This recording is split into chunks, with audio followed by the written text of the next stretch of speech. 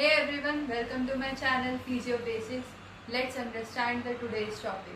हम पढ़ेंगे circle of Willis के बारे में। सर्कल ऑफ विलिस जो है ये ब्रेन का जो मेजर हिस्सा होता है यानी कि जो सेरेब्रम होता है उसका सप्लाई करता है, एक आर्टेरियल सप्लाई करता है उसका।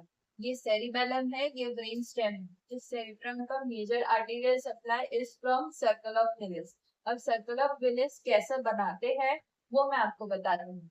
अभी मान लो ये है हमारी वर्टिब्रल आर्टरी, ठीक है। अब ये हो गई हमारी बेसिलर आर्टरी। अब ये है हमारी पीसीए यानी पोस्टीरियर सेरिब्रल आर्टरी। ये है पीसीए, ये है बेसिलर और ये है वर्टिब्रल आर्टरी। इसको मैं वीए लिख रही हूँ। अब इसके बाद में ये हो गई हमारी communicating artery. Communicating arteries, posterior communicating artery है ना। ये हमारी हो गई एंटीरियर, ये भी हमारी हो गई एंटीरियर। जैसे ये दो पीसीए थी, ये दो एसीए है, एंटीरियर सेरिब्रल आर्टरी है ना। और इस दोनों को कनेक्ट करने के लिए एंटीरियर कम्युनिकेटिंग, जैसे यहाँ पे ये कम्युनिकेटिंग वाली आर्टरी थी पोस्टीरियर सेरिब्रल वाली, पोस्टीरियर सेरिब्रल कम्युनिकेटिंग आर्टरी थी, वैसे ये वाली कम्युनिकेटिंग आर्टरी हो गई, ये एंटीरियर कम्युनिकेटिंग आर्टरी, ठीक है। और ये हो गई हमारी एसीए। तो ये हमारा बन गया एक सर्कल ऑफ विलिस का थोड़ा लेआउट। अब इसमें और आर्टरीज हैं जहाँ पे ये पोस्टीरियर कम्युनिकेटिंग और एंटीरियर कम्युनिकेटिंग आर्टरी होती है, उसके बीच में यहाँ कहीं होती है इंटरनल कैरोटिड आर्टरी जो कि डिवाइड होती है एमसीएम, ठीक है। तो ये जो है ये इंटरनल कैरोटिड आर्टरी हो गई, वो डिवाइड हुई है एमसीए में। मतलब क्या हुआ, एमसीए में और एसीए में। यानी क्या हुआ, जो इंटरनल कैरोटिड आर्टरी है वो फाइनली किस में डिवाइड हुई, एक एमसीए में और फिर एक एसीए में, ठीक है। तो यहाँ पे ये एक एमसीए बन गया, ये एक एसीए बन गया। Same is the case here, यहाँ पे भी ये इंटरनल कैरोटिड आर्टरी ही है और ये एमसीए है और ये आपको पता ही है ये एसीए है। तो ये सर्कल ऑफ विलिस का एक बेसिक लेआउट है। सर्कल ऑफ विलिस ये बाउंड्री से बना है। ये जितना हिस्सा है हम उसको सर्कल ऑफ विलिस बोलते हैं। अब यहाँ पे ध्यान देने वाली बात ये है कि यहाँ पे है ना कुछ ब्रांचेस होती है। ये बेसिलर आर्टरी हो गई हमारी, और ये जो ब्रांचेस होती है इसको हम बोलते हैं पॉन्टाइन ब्रांचेस, ठीक है। ये है पॉन्टाइन ब्रांचेस। यहाँ से भी एक ब्रांच निकलती है, उसको बोलते हैं हम सुपीरियर सेरिब्रल आर्टरी, ठीक है। Superior cerebellar artery, sorry, superior cerebellar artery, ठीक है। और यहाँ पे जैसे ये मैंने बताया था ये दो वर्टिब्रल आर्टरी है, ये भी वर्टिब्रल आर्टरी है।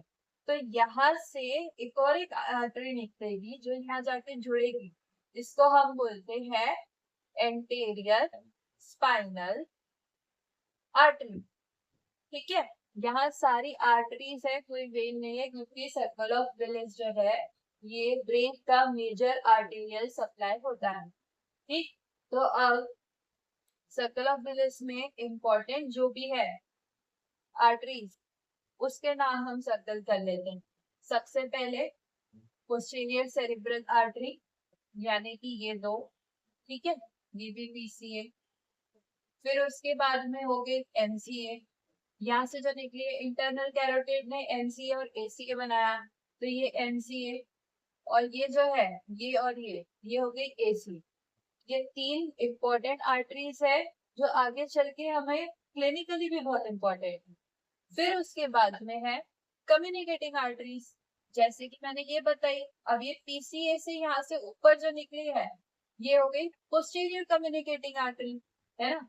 और ये एंटीरियर कम्युनिकेटिंग आर्टरी के बीच में जो निकली है वो है एंटीरियर कम्युनिकेटिंग आर्टरी।